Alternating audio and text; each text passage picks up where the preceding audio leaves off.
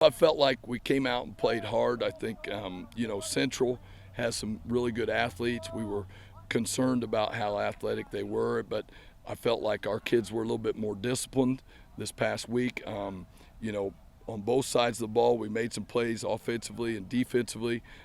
Special teams, we made some plays as well.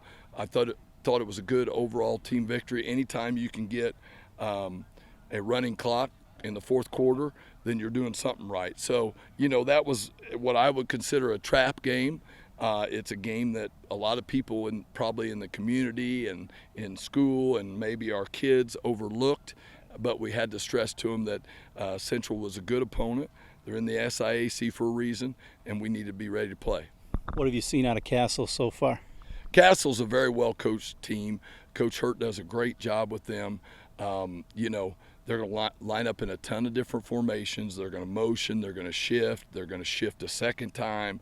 They're going to get you moving. And, they're going to run zone. They're going to run stretch. They're going to run a little bit of counter. And off of that, their bootleg game is great because of how well they run their stretch and their zone play. They'll throw the ball deep. Tilly's been throwing the ball really well. He's got a lot of receivers. He throws to the tight end. He throws to his H-back. He even throws to his tailback in the flat.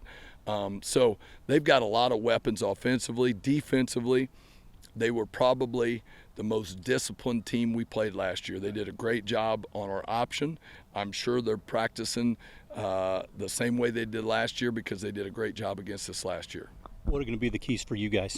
The keys for us are we need to have a few wrinkles off of what they did to us last year. I have a feeling that we're going to get a lot of the same looks.